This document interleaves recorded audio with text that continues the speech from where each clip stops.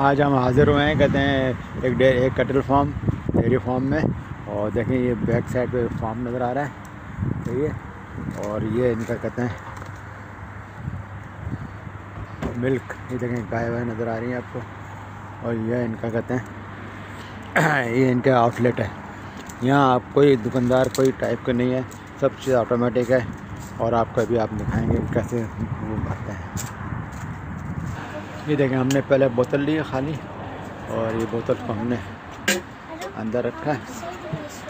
अब इसको यहाँ पे हमने सेलेक्ट किया।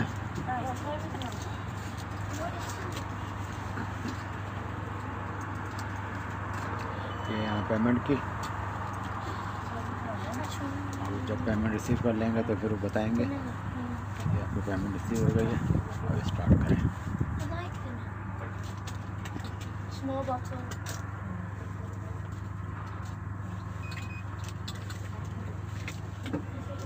ये देखें ये दूध बनना शुरू हो गया।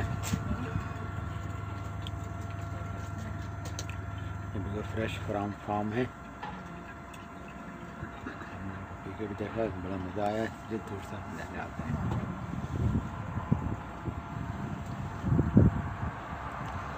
देखा खुद ब खुद ये स्टॉक भी आ गए।